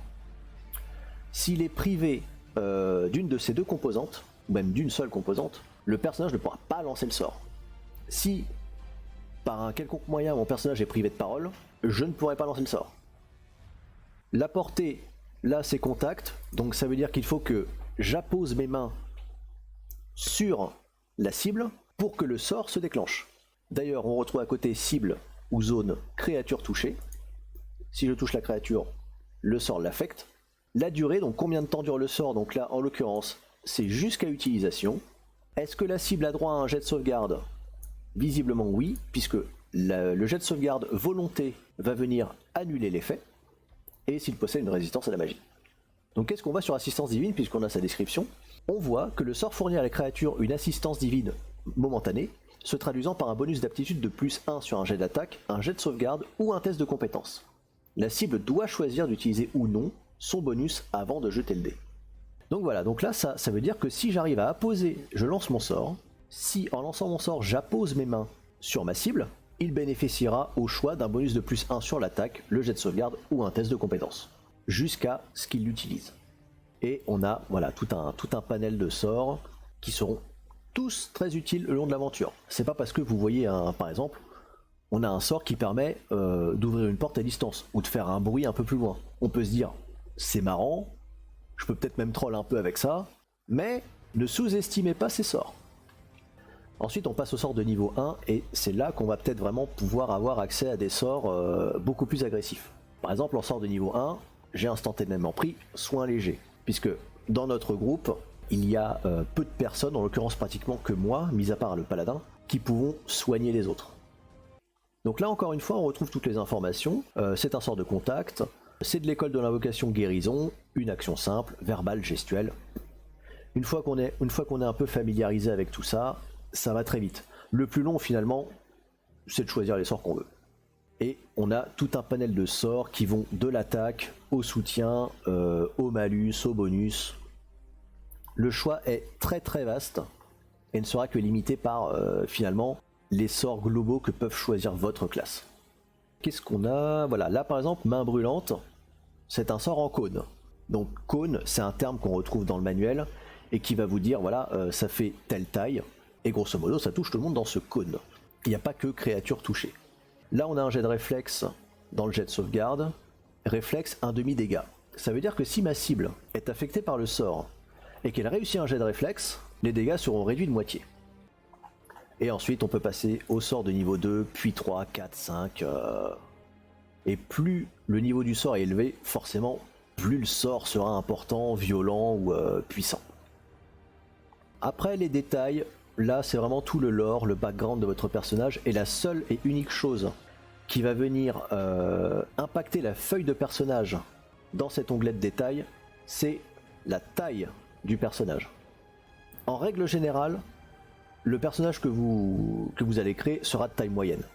Donc taille moyenne n'offre aucun malus, n'offre aucun bonus. Alors ça dépend aussi par exemple les gnomes ou les alphelins qui seront plus petits, là on pourra cocher petit. Et la taille va surtout changer la classe armure, puisque si on regarde par ici, on a une valeur de taille. Donc plus la créature est petite, plus elle sera difficile à toucher. Et plus elle est difficile à toucher, plus sa classe armure augmente. Puisque pour rappel, pour pouvoir toucher quelqu'un, il faut lancer son dé d'attaque et avec cette valeur dépasser la classe armure de l'adversaire. Par contre, plus le personnage est grand et imposant, plus il sera facile à toucher. Donc il aura un malus à sa classe armure. Mais à l'inverse, il pourra taper beaucoup plus fort. Là où un personnage plus petit tapera moins fort. Donc tout ça pour l'onglet de détail, la couleur des cheveux, le poids, la taille, le sexe du personnage, et surtout son alignement. Ça aussi, ça va venir jouer. L'alignement va déterminer de quelle façon, en fait, vous allez faire se comporter votre personnage. On a plusieurs types d'alignement, donc qui sont loyal, neutre, mauvais, et bon, neutre, chaotique. Donc les trois premiers cités, donc loyal, neutre, mauvais, seront à compléter avec les trois autres, bon, neutre, chaotique. Par exemple, si un personnage est loyal, bon, donc ce sera un personnage profondément bon. Loyal, puisqu'il va suivre la loi, il va vouloir défendre les gens, et bon, eh ben, il va vouloir vraiment protéger, arriver à servir plus que tout. Donc un personnage loyal bon, comme par exemple un paladin, va pratiquement vouer sa vie à essayer de sauver les autres, à vouloir les aider. A l'inverse, un personnage mauvais, chaotique, n'en aura absolument rien à faire des autres. Il n'en aura rien à faire. Il voudra son butin, il voudra le pouvoir. S'il n'a pas de récompense au bout d'une quête, il est possible que sa cible finisse par mourir. Mais on peut avoir aussi tout plein d'autres combinaisons comme loyal, loyal mauvais. Donc là, loyal mauvais, c'est un personnage, on va dire, purement maléfique, puisqu'il va se vouer corps et âme au mal. Là où un personnage neutre, strictement neutre, va suivre un petit peu son code d'honneur. Neutre bon, il suivra son code d'honneur, mais selon sa justice. Après voilà, ça dépend. Il y a toujours aussi marqué dans le manuel et dans le wiki du jeu à quoi correspondent les alignements. Donc il y a vraiment une bonne idée à se faire par rapport au personnage qu'on veut créer. Mais alors attention, c'est pas parce qu'un personnage possède un alignement loyal mauvais qu'il pourra pas être inclus dans l'équipe. Bon, c'est un peu plus délicat à mettre en place, mais on peut tout à fait jouer un personnage loyal mauvais. Et c'est pas pour autant qu'il va vouloir pousser au suicide ses équipiers, ou à vouloir les tuer à tout prix. Ce sera juste un personnage incroyablement arrogant, incroyablement offensant, un personnage qui n'hésitera absolument pas à tuer pour son propre plaisir ou ses propres besoins, un personnage qui n'hésitera pas à cracher à la figure de tous les autres, mais peut être inclus dans un groupe. On peut tout à fait jouer un personnage mauvais. Après, bien sûr, lorsque vous voulez choisir ce type d'alignement, essayez d'en parler avec votre MJ. Parce que le MJ peut très bien vous dire « Ah, mais pour le coup, pour cette campagne ou pour ce scénario, ça va être un peu compliqué et délicat. Si tu es foncièrement mauvais, t'auras du mal à t'entendre avec le groupe, t'auras du mal à t'entendre avec les personnages que vous allez rencontrer. Je préfère que tu changes. » Ça, encore une fois, chaque fois que vous voulez créer un personnage, allez en parler à votre maître du jeu, expliquez-lui l'idée de votre personnage, expliquez-lui un petit peu où vous voulez en venir, etc. Et l'onglet PNJ, bon bah ça c'est plus pour le maître du jeu, il a immédiatement des petites statistiques sous les yeux. Alors, on va pouvoir peut-être essayer de voir aussi, maintenant qu'on a vu la feuille de personnage, comment ça va se passer un tour de jeu. Comment va se passer un tour de jeu. Donc là, nous sommes toujours sur Roll20, Roll20. Et donc, grosso modo, vous avez votre carte, vous avez les pions, les tokens, on a notre personnage, mais qu'est-ce qu'on en fait avec? Alors, en l'occurrence, mon personnage est ici. Donc remarquez bien que sur la carte, c'est quadrillé, il y a des cases. Et ces cases sont extrêmement importantes en jeu, puisqu'elles vont délimiter la portée et le déplacement des joueurs et des ennemis. En l'occurrence, dans Pathfinder, une case est égale à 1,50 m. Et quand on regarde à peu près les vitesses de déplacement des joueurs et des ennemis, en règle générale, on a 6 à 9 mètres de déplacement. Donc on fait un petit rapide calcul et on se déplace du tel nombre de cases. Pareil pour la portée des armes. Ensuite, si, admettons, je suis face à ce gigantesque troll de glace. Alors on va juste enlever ça, voilà. Je suis face à ce gigantesque troll de glace, qui pour le coup est un ennemi gigantesque, enfin très très grand. Donc lui, au lieu d'occuper une seule case d'espace, il en occupe 4. Donc je suis face à ce troll, je suis à une case adjacente à lui, donc déjà je peux utiliser mes armes de corps à corps. Maintenant on va essayer de parler un petit peu du round et des tours de combat. Il est bien important de différencier les tours et les rounds, c'est pas du tout la même chose. Un tour sera uniquement le tour de mon personnage à moi, puisqu'on dit c'est mon tour. Un round sera la totalité des tours joués jusqu'à ce que ça revienne à vous. Donc là, c'est mon tour, j'agis, c'est ensuite le tour du troll, et lorsque ce sera de nouveau à moi, un round sera passé. C'est aussi simple que ça. Et donc, que faire pendant mon tour de combat? Que faire pendant mon tour, finalement? Parce qu'on a vu que on avait beaucoup d'options. On peut lancer des sorts, on peut attaquer, on peut même utiliser des compétences, on peut se déplacer, on peut faire plein de choses. dans un tour, on peut effectivement se déplacer, ce qui sera une action de mouvement. Donc j'utilise une action de mouvement et je veux me déplacer. C'est une action de mouvement. On peut aussi, en plus d'une action de mouvement, effectuer une action simple. Une action simple, c'est quoi? C'est attaquer, c'est lancer un sort. Alors certains sorts bien sûr, parce que là, comme on a vu sur ma fiche de sort, on a des sorts avec une action simple en préparation. Donc je peux lancer un sort nécessitant une action simple, je peux attaquer, et je peux effectuer des tests de compétences. Donc si je veux tenter d'intimider ce gigantesque troll, j'utilise une action simple pour faire un test d'intimidation. Mais il y a aussi des manœuvres qui nécessitent plus de temps.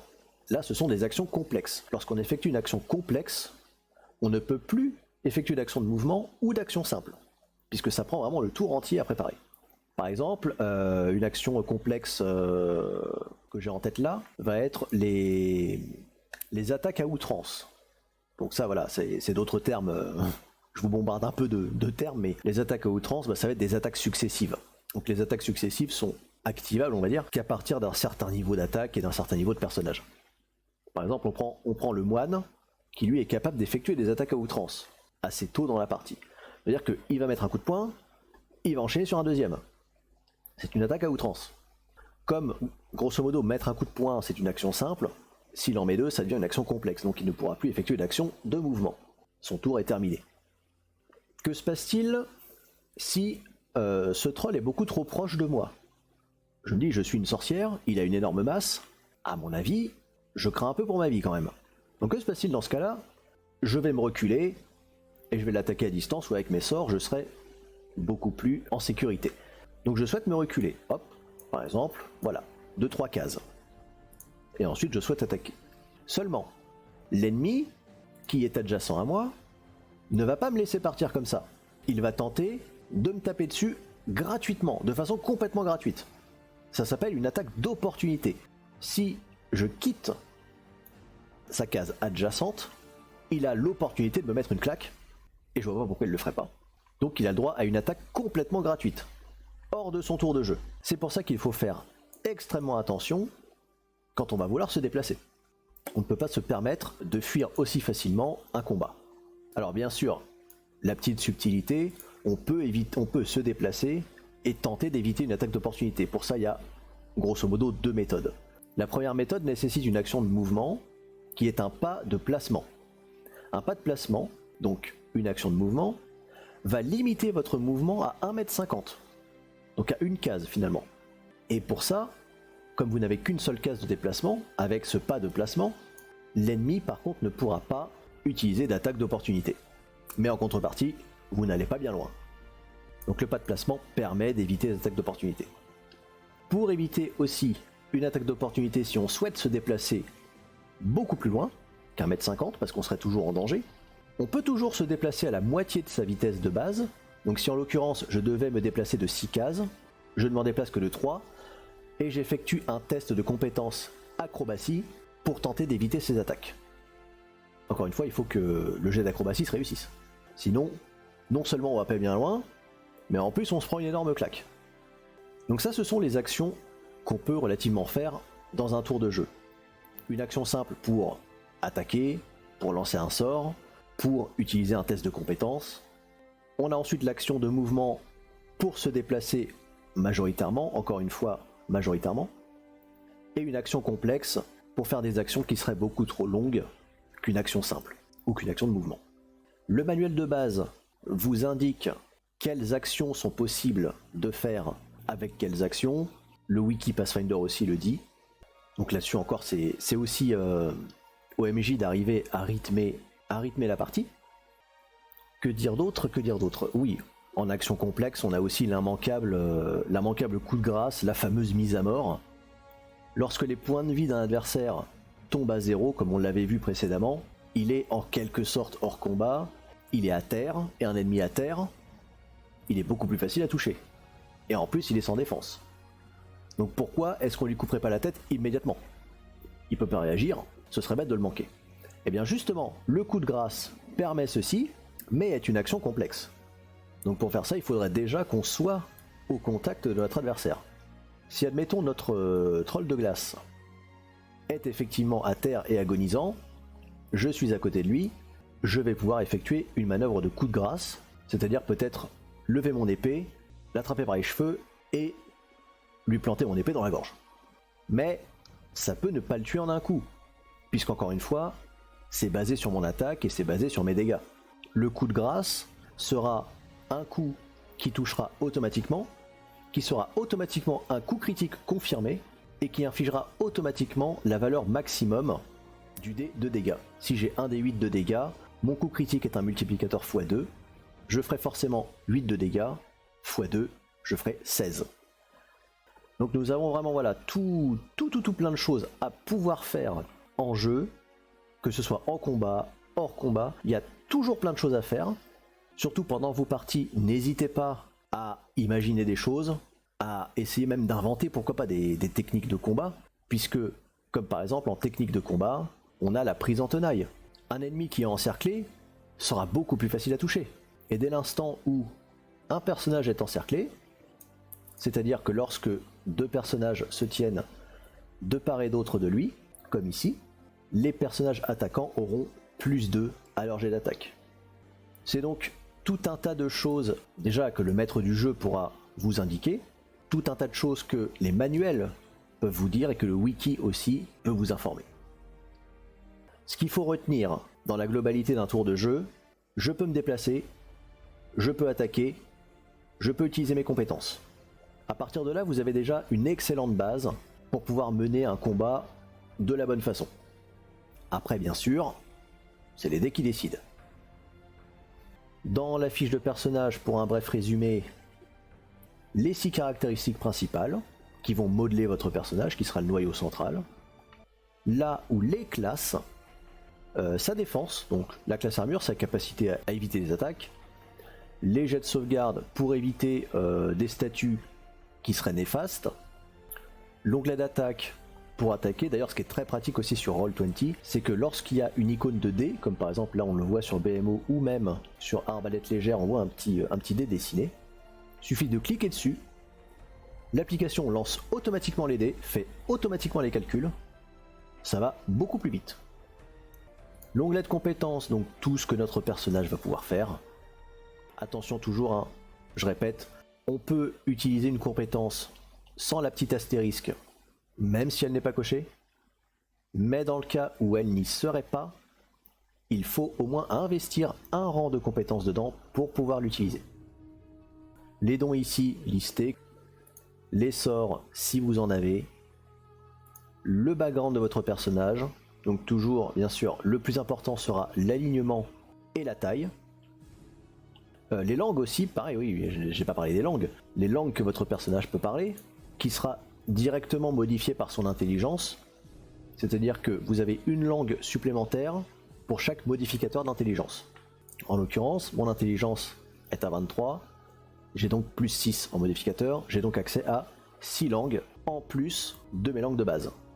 Sachant que basiquement, la plupart du temps, toutes les classes, toutes les races de base parlent le commun. Donc moi voilà, je parle le commun, l'elfique, le sylvestre, le scalde, le nain, le gnome et le halite. C'est déjà pas mal. Sachant que je crois que je peux mettre une langue supplémentaire en plus alors. Je suis complètement multilingue, ce qui nous arrange beaucoup dans notre campagne, puisque étant donné que je suis le seul à pouvoir parler certaines langues, je fais complètement l'interprète quand on arrive dans un village inconnu.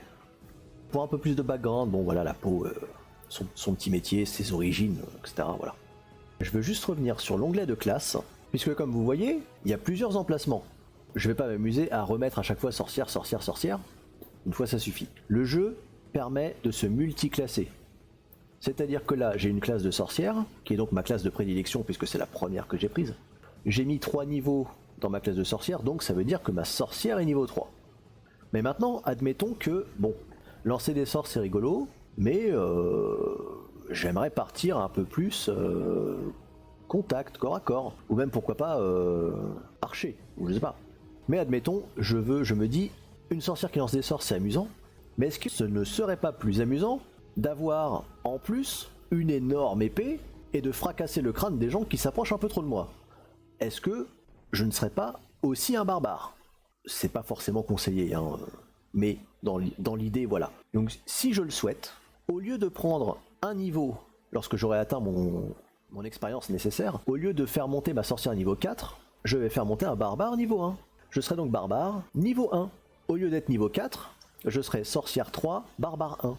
Je vais me référer dans le manuel à la classe de barbare. Donc je vais ajouter pour le barbare de niveau 1 ses points de vigueur, réflexe et volonté, ses compétences par niveau et son BAB.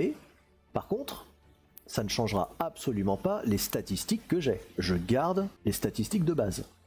J'ajoute juste les bonus que me confère le barbare. À savoir donc sa vigueur, ses réflexes, sa volonté et ses compétences, ses capacités spéciales, mais je ne touche pas aux caractéristiques principales. Donc étant donné que je n'ai que 9 en force, un barbare avec 9 en force et 23 d'intelligence, bah certes vous avez le barbare le plus intelligent du monde, mais pas forcément le plus fort. Pathfinder V1, le multiclassage n'est pas forcément conseillé, c'est tout à fait vrai. C'est rare qu'il soit très optimisé, contrairement à Donjons et Dragons 3.5.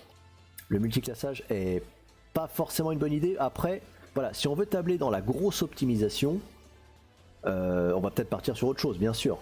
Peut-être même ne pas se multiclasser du tout. Par exemple, moi je sais que pour ma sorcière, un multiclassage n'est pas forcément envisageable. Par contre, pour un barbare, il peut être intéressant, je dis bien il peut être, parce qu'il y a une autre alternative, d'investir quelques points dans la classe de l'oracle. Puisque le barbare peut entrer en rage, mais quand il entre en rage, il est fatigué, et une compétence de l'oracle fait que le personnage ignore la fatigue. Donc le multiclassage, ça peut être intéressant, c'est peut-être pas forcément optimisé, mais après l'important dans ce genre de jeu, c'est vraiment de se marrer et de faire vraiment ce qu'on a envie. Ce serait un peu dommage qu'on essaie de se brider en se disant je veux bien m'amuser, mais ça n'a pas l'air très opti finalement. Après, on peut chercher l'optimisation, mais on peut tout à fait aussi chercher l'amusement. C'est vous qui voyez. Donc évidemment, Elistor, il y a donc les classes hybrides que j'avais légèrement évoquées au début, qui sont une fusion de 2 classes de base pour faire une seule, vraiment une classe à part entière. Par exemple, si je prends l'exemple du sanguin, le sanguin, voilà, Blood Rager exactement, le sanguin n'est pas une classe de base, mais sera une classe hybride. C'est-à-dire que ces 2 classes de base seront l'ensorceleur et le barbare. On mélange les deux, ça fait un sanguin. Donc c'est un barbare qui va avoir accès à certains sorts. Donc les classes hybrides sont un bon compromis pour les personnages qui n'ont pas forcément envie de se multiclasser ou qui veulent essayer des choses un peu plus intéressantes et hors du commun. Ça évite de se multiclasser, de se dire voilà, je vais partir sur un barbare niveau 6 et après je vais prendre un ensorceleur niveau 1 que je vais continuer à monter jusqu'à ce que ça me convienne. Bon, l'avantage du multiclassing finalement, c'est qu'on gagne un peu déjà des jets de sauvegarde supplémentaires et des points de vie supplémentaires. On cumule certains aspects de personnages. Après voilà, je conseille quand même des classes hybrides qui sont tout aussi fun à jouer que le multiclassing, mais encore une fois, jouez comme vous voulez, jouez vraiment comme vous voulez, faites ce qui vous fait envie, parce que c'est le plus important dans un jeu de rôle. Étant donné que nous sommes presque que limités par notre imagination, faites vraiment ce que vous avez envie. Faites ce qui vous plaît. J'espère que je n'ai rien oublié d'ailleurs. Je pense que j'ai fait un tour relativement correct. Vous me dites. Les archétypes. Ah, les archétypes. Alors les archétypes de classe. Alors là pour le coup je vais juste regarder sur le wiki plutôt que de feuilleter des centaines de pages. Les archétypes. Donc notre personnage, par exemple, dans mon cas, j'ai ma classe de sorcière, qui est une classe de base. Je n'ai pris aucun archétype, mais j'aurais pu, puisque c'est gratuit, ça peut même convenir au scénario. Les archétypes sont une sorte de bonus pour votre classe de base. Donc par exemple, moi si je vais voir dans mes archétypes de sorcière, j'aurais pu prendre... Alors alchimiste, inquisiteur, sorcière. La sorcière est la classe de base, Très bien, je veux une sorcière. Mais est-ce que je ne voudrais pas une sorcière un peu plus spécialisée? Ça peut très bien autant tabler sur de l'optimisation que sur du background pur. Mais par exemple, je peux avoir une sorcière amie des animaux. C'est un archétype. Amie des animaux est un archétype de sorcière. Voilà, tu as build une sorcière de l'hiver, séduceur, c'est ça. L'idée c'est que la classe est une base, mais qu'on peut améliorer cette base ou la peaufiner, déjà selon le scénario en cours, selon ce que nous on a envie de faire, selon ce qui nous semble le plus fun. Donc là, si j'ai ma sorcière amie des animaux, je serai toujours sorcière, mais avec l'archétype amie des animaux. Ça va donc remplacer certaines capacités spéciales de ma sorcière. Donc pour ce qui est des maléfices, de façon purement basique, la sorcière possède des maléfices. Là, avec Amie des bêtes, j'ai accès à des maléfices spécifiques. Par ailleurs, ça peut aussi me supprimer une capacité pour me la remplacer par une autre. C'est le principe de l'archétype. Donc voilà, les archétypes viennent complètement compléter ou modifier et moduler une classe de base. Et pour ça, on peut avoir accès à tout plein de choses. Si je prends par exemple, je sais qu'il y a un archétype de barbare qui fait que plus il boit et plus il est énervé. On a accès à énormément d'archétypes pour moduler son personnage et lui apporter déjà ne serait-ce qu'un peu plus de background et d'identité, mais aussi de se dire ah tiens, on va jouer sur une campagne. Je prends l'exemple de Skull and Shackle, donc un jeu basé sur la piraterie, donc ce sera principalement une campagne maritime. Donc là, je préviendrai mes joueurs que la campagne sera maritime, parce que ce serait un peu dommage qu'ils partent sur des personnages qui ne savent absolument pas nager, qui ont une aversion pour l'eau, et qui ne savent pas naviguer. Là, ce serait dommage. Donc là, je les préviendrai, je leur dirai attention, on part sur quelque chose de maritime, essayez peut-être d'adapter vos personnages en conséquence, ou au moins de ne pas faire en sorte qu'ils aient la phobie de l'eau. Voilà. Et pour ça, justement, on a des archétypes, puisque je sais qu'un de mes joueurs possédera un nain rôdeur. Donc le rôdeur qui est une classe très douée pour le pistage, pour les milieux hostiles, mais en archétype flibustier. Ça reste un rôdeur, mais ça remplace certaines capacités par quelque chose de beaucoup plus maritime. Il aura un pied marin, il aura des bonus avec l'eau, il aura aussi tout plein d'autres choses basées sur un compagnon pirate. Donc les archétypes viennent vraiment apporter quelque chose de beaucoup plus immersif et aussi parfois beaucoup plus optimisé pour une campagne. Et là, pour le coup, je pense qu'on a fait le tour. Alors je fais un rapide check vite fait pour être sûr que je n'ai rien oublié. En tout cas, bien sûr, hein, si ça vous intéresse, que vous ne savez pas trop par où commencer, que vous souhaitez vous y mettre, mais que vous pensez vous dire ah ça me fait peur, il y a vraiment beaucoup trop d'infos, jamais je n'arriverai à assimiler tout ça. Il n'y a aucun problème. Déjà, vous pouvez poser toutes les questions que vous voulez. Et sachez que si ça vous intéresse, je peux faire jouer des petits scénarios de débutants qui est construit de telle façon qu'on apprenne les règles au fur et à mesure que l'équipe avance dans le jeu. C'est-à-dire que pour la première session, on va voir surtout comment se passe de façon basique le combat, puis on va apprendre à utiliser nos compétences en arrivant en ville, on verra des manières d'aborder le combat de façon un peu plus technique avec des manœuvres un peu plus complexes, etc. etc. Ça permet d'apprendre le jeu tout en jouant en douceur. Donc je pense ne rien avoir oublié. Ah si, bien sûr, j'ai oublié quelque chose. J'ai oublié que la race du personnage, parce qu'on a parlé des classes, mais on n'a pas parlé des races. Suis-je bête? Les races, alors il y a des races de base, il y a des races d'extension, il y a des races de partout. Lorsqu'on choisit sa classe, on choisit aussi en complément sa race, puisque là j'ai un elfe, une elfe en l'occurrence.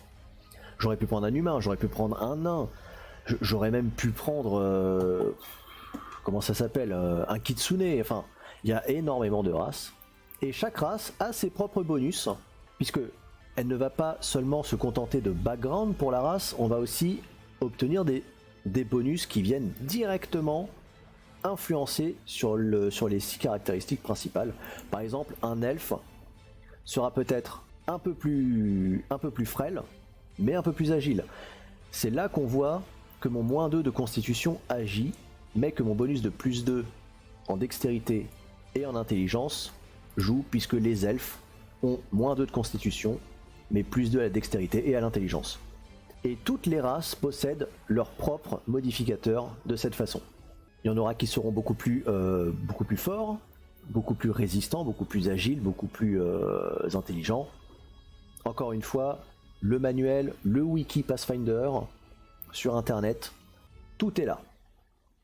Ah oui, si vous avez remarqué, nous avons aussi des niveaux de blessures, mais que nous n'utilisons pas dans nos parties, puisque ça vient d'un autre bouquin que j'ai aussi, mais que, de toute façon je les ai tous, donc d'un autre bouquin qui est Pathfinder Unchained, qui va modifier certaines règles, certaines classes aussi, pour quelque chose d'un peu plus agressif et technique. C'est pour ça qu'on retrouve les niveaux de blessure égratignés, blessés et critiques. C'est-à-dire que lorsque mes points de vie passeront sous un certain seuil, je devrais cocher ces boutons, et là j'aurai des malus. Par exemple, lorsque je suis égratigné, j'ai -1 à tous mes jets d'attaque, à tous mes jets de sauvegarde, à mes tests de compétences, ainsi qu'à ma classe armure, à mon niveau de lanceur de sort, enfin. Plus je me fais toucher, plus je risque de mourir, mais c'est aussi valable pour l'ennemi. Par ailleurs, on a aussi le manuel L'Art de la Guerre, qui va modifier, qui peut, voilà, encore une fois, qui peut, parce que vous n'êtes pas obligé de vous en servir, vous pouvez vous servir d'une certaine partie du bouquin de règles, mais choisir d'ignorer tout le reste. C'est aussi comme vous le sentez, enfin, c'est comme le maître du jeu le sent. L'art du combat va permettre de modifier la classe armure, puisque là, actuellement, dans sa version de base, Pathfinder vous dit, vous avez votre valeur de classe armure, si lors d'une attaque, l'ennemi fait plus que votre classe armure, alors dans ce cas il vous touche, s'il fait moins, il ne vous inflige aucun dégât.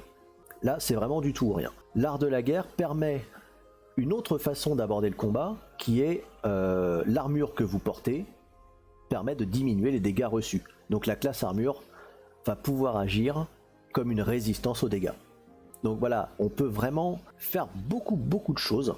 Il y a énormément de manuels d'extension pour que ce soit la magie, que ce soit le combat, pour des nouvelles classes, des races. Il y a plein de choses et c'est ça qui est beau, c'est ça qu'on adore. Et bien là, cette fois, on devrait avoir fait le tour. Normalement. Alors ça fait beaucoup à assimiler, hein, je suis d'accord. Mais en tout cas, j'espère que vous aurez trouvé le contenu vraiment très intéressant. Et ça m'a fait tout autant plaisir de vous le livrer, puisque je suis vraiment un grand fan de jeux de rôle. On en fait pratiquement chaque semaine. Bien sûr, après, ça n'empêche aucunement, si vous souhaitez participer à une session, alors pas forcément les campagnes en cours bien sûr, mais si vous souhaitez participer à une session, il n'y a pas de problème, vous me contactez, j'ai mon Twitter, il y a la chaîne YouTube, il y a la chaîne Twitch. Vous me dites, ah tiens, j'ai bien envie d'essayer, tiens, tu m'as donné envie. Est-ce que ce serait possible de jouer? Bah, comme je l'ai dit, je peux vous faire jouer une petite session pour que vous vous donnez une bonne petite idée, vous initiez à tout ça. Non seulement ça me fait plaisir, mais en plus ça ne me pose aucun problème. Donc j'espère vraiment que tout ce condensé d'informations, tout ce bourrage de crâne vous a plu. Vous aura peut-être aidé à combler peut-être certaines lacunes, peut-être même à apprendre des choses, bien que ça reste dans sa forme basique. Peut-être que les joueurs qui ont vraiment l'habitude, qui sont très initiés, n'y trouveront pas grand intérêt, mais j'espère en tout cas que pour les néophytes et ceux qui n'osent pas vraiment s'essayer, peut vraiment les tenter. Donc le tour est fait, eh bien presque 18h, on a respecté les quotas. Donc je pense qu'on va s'arrêter ici. Et bien voilà, donc je vais vous souhaiter une très bonne soirée, une très bonne continuation. En attendant, bien sûr, si je fais d'autres lives, eh bien suivez la chaîne pour recevoir toutes les petites notifications de live, la petite chaîne YouTube pour les VOD, le compte Twitter pour les notifications. Et je vous souhaite une très bonne soirée, une bonne continuation à vous. Ciao. Je suis désolé, ça a complètement coupé comme un sale. Là, je vous fais au revoir de la main. Au revoir et portez-vous bien. Hein. Des bisous.